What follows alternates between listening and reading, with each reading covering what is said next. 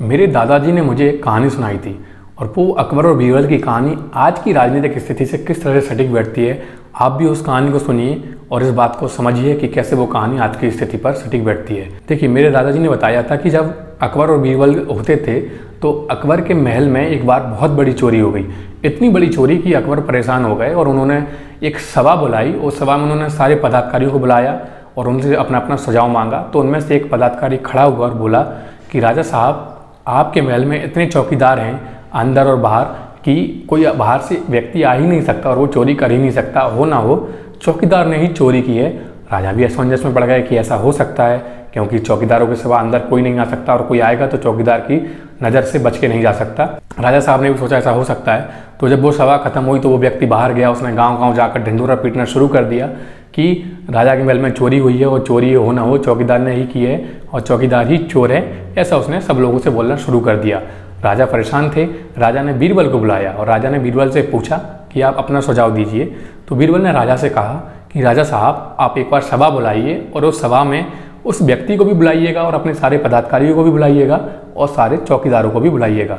मुझे कुछ करना है, इससे पता लग जाएगा कि कौन चोर है। राजा ने कहा ठीक है। बीरबल ने क्या किया, बीरबल ने जंगल से एक एक फीट की लकड़ी कटवाई और सब लोगों को वो एक एक फीट की लकड़ी दे दी और सब लोगों को बता दिया कि अगर आप लकड़ी बदलेंगे तो मुझे पता लग जाएगा, इसलिए लकड़ी बदलने की कोशिश मत करना। सब लोगों ने कहा ठीक है। लेकिन सब ने यह प्रश्न भी पूछा और राजा ने भी यह प्रश्न पूछा बीरबल से कि इससे कैसा पता लगेगा कि चोर कौन है। तो बीरबल ने कहा कि जो भी चोर होगा उसकी लकड़ी आधा फीट बढ़ जाएगी, मतलब 1 फीट की लकड़ी 1.5 फीट की हो जाएगी 2 दिन बाद। तो बीरबल ने कहा 2 दिन बाद फिर से सभा होगी तो आप लोग ये लकड़ियाँ अपने साथ लेके आना। सबने हाँ कहा, क्योंकि सबको अपना ईमानदारी का परिचय राजा को देना था। 2 दिन बाद फिर से सभा बुलाई गई। बीरबल ने सबकी लकड़ियाँ चेक की। सब जब बीरबल उस शख्स के पास पहुंचा जो बोल रहा था कि चौकीदार चोर है, तो बीरबल ने क्या पाया कि उसकी लकड़ी का साइज आधा फीट ही है, मतलब कि उसने आधा फीट लकड़ी काट दी। तो इससे बीरबल को पता लग गया कि हो ना हो यही चोर है और उसने किस शक में लकड़ी काटी है। उसको लगा कि लकड़ी का साइज आधा फीट बढ़ जाएगा, इससे अच्छा है कि मैं लकड़ी का साइज आधा फीट काट देता हूँ तो लकड़ी का साइज 1 फीट ही रहेगा, इसलिए उसने आधा फीट लकड़ी काट दी। तो इससे पता लग गया कि जो चिल्ला रहा था चौकीदार चोर है, चौकीदार चोर है, आखिर में वही चोर निकला। और आज की राजनीतिक स्थिति भी कहीं ना कहीं इससे सटीक बैठती है। तो इस वीडियो में आज हम जानेंगे कि कैसे राहुल जी टाइम पर मोदी जी पर सवाल खड़े करते रहे हैं रफाल को लेकर, तरह तरह की कैंपेन चलाते रहे हैं और यह बताते रहे हैं कि चौकीदार ही चोर है।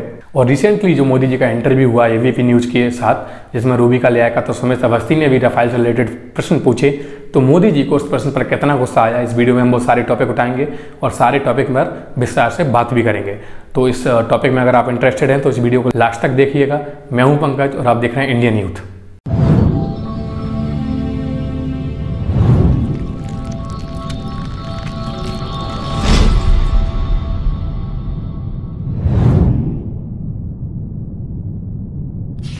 सबसे पहले हम बात कर लेते हैं राहुल जी की। तो राहुल जी जो बोलते हैं कि चौकीदारी चोर है, चौकीदारी चोर है, रफाल में मोदी जी ने रिलायंस को इतना करोड़ रुपए दिया है और इतने करोड़ रुपए की रफाल में दलाली खाई है, ऐसा बार बार कई सभाओं में राहुल जी बता चुके हैं लोगों को कि चौकीदार चोर है और तरह तरह के कैंपेन भी चला चुके हैं।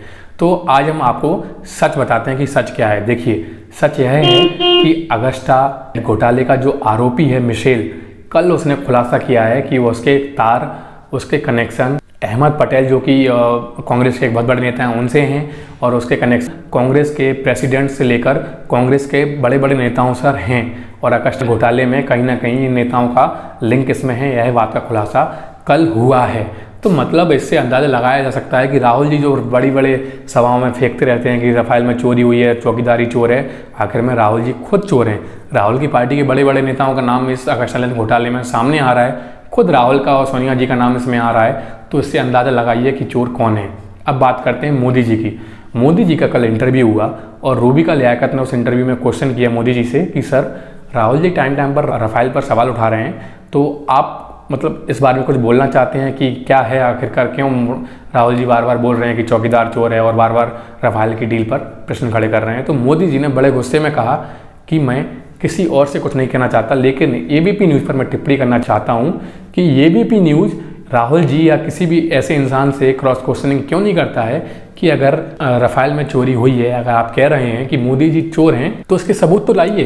आप सबूत दीजिए कि मोदी जी चोर हैं, हम इसे मीडिया में दिखाएंगे। लेकिन आप लोग कभी भी राहुल से कोई भी क्रॉस क्वेश्चनिंग नहीं करते हैं। ये मोदी जी ने रूबिका लियाकत और सुमित अवस्थी से कहा। मोदी जी ने यह भी कहा कि इतने बड़े बड़े सबूत इन लोगों के खिलाफ आपने देखे कोर्ट में। मिशेल भी बोल रहे हैं कि कनेक्शन है कांग्रेस का आकाश लैंड घोटाले से, और नेशनल हेराल्ड केस में जब कोर्ट खुद उन पर प्रश्न उठा रहा है तो आप लोग उनसे प्रश्न क्यों नहीं पूछते कि यह सब क्या है। तो इस पर मोदी जी को गुस्सा भी आया। मोदी जी ने अपना रिप्लाई अपने ही अंदाज में दिया, जिस अंदाज में वो मीडिया से बात करते हैं, खुले अंदाज में, बिल्कुल कोई भी उनमें मिलावटी अंदाज नहीं होता है कि नहीं ऐसा नहीं है। अगर मोदी जी चोर होते तो मुझे नहीं लगता कि इस कॉन्फिडेंस के साथ वो मीडिया वालों को अपना इस प्रश्न पर आंसर दे पाते। और यह बात भी बिल्कुल सही है कि कोई भी मीडिया वाले में इतनी हिम्मत नहीं है कि वो कांग्रेस के नेताओं से या खुद राहुल गांधी से वो इतना बड़ा सवाल पूछ सकें कि सर अगर राफेल में चोरी हुई है तो आप इस पर सबूत पेश कीजिए, हम अपने मीडिया में दिखाएंगे। कोई भी मीडिया वाले ने आज तक राहुल जी से नहीं पूछा कि आप मुझे सबूत दीजिए, मैं अपने चैनल पे दिखाऊंगा या मैं अपने न्यूज़ पर दिखाऊंगा। हर मीडिया वाला तो यह जरूर दिखाता है कि राहुल जी ने आज यहाँ सभा की और इस पर राफेल पर बोल दिया चौकीदार चोर है, और राफेल पर फिर उन्होंने एक बार क्वेश्चन खड़ा कर दिया। हर मीडिया वाला आपको दिखाते हुए दिख जाएगा, लेकिन कोई भी यह दिखाते हुए नहीं दिखेगा कि राहुल आखिर किस बेसिस पे ये बोल रहे हैं। राहुल, आपने देखा होगा कि जब लोकसभा सत्र चल रहा था तो राहुल जी एक टेप लेकर आए थे और सुमित्रा महाजन से कह रहे थे कि ये टेप देखिए, इसमें आपको पता लग जाएगा इसमें कैसे राफेल के घोटाले के बारे में बात हो रही है। जब सुमित्रा महाजन ने कहा था कि इस टेप की आप पुष्टि कीजिए, आप हमें बताइए अगर ये टेप बिल्कुल सही है तो इस टेप को चलने की मैं इजाज़त दूंगी, वरना आप इस टेप को नहीं चला सकते। अगर आप कहेंगे टेप सही है, इसकी पुष्टि आप करते हैं तो चलाइए, लेकिन यह है आपकी जिम्मेदारी है कि वो टेप कितना सही है। तो राहुल जी ने वो टेप चलाने से इनकार कर दिया कि मैं वो टेप नहीं चलाऊंगा। वो चुपचाप बैठ गए, क्योंकि वो टेप झूठा था, वो राहुल जी को पता था। अगर टेप सच्चा होता, राहुल जी सच्चे होते, तो उस टेप को जरूर वो अपनी जिम्मेदारी लेकर चलाते।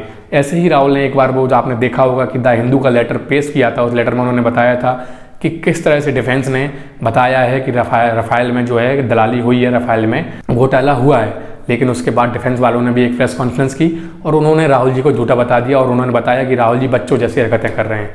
ऐसे ही राहुल जी ने राफेल के मामले में फ्रांस राष्ट्रपति तक को नहीं छोड़ा था।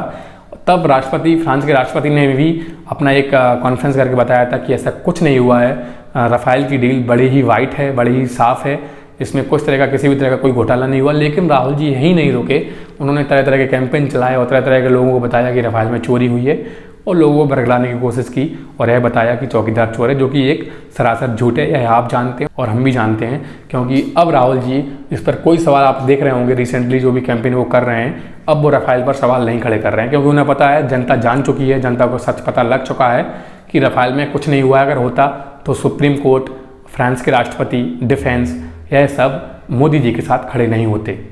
आप भी अपना सुझाव कमेंट बॉक्स में जरूर दीजिएगा। आप बताइएगा कि आपको आज के चुनाव की स्थिति और राहुल जी के जो राफेल पर सवाल होते हैं, क्या वो सही है? क्या आपको लगता है राफेल में कोई घोटाला हुआ? आपकी राय बहुत जरूरी है, कमेंट बॉक्स में जरूर दीजिएगा। आज के इस वीडियो में इतना ही, मिलते हैं अगले वीडियो में, तब तक के लिए जय हिंद, जय भारत।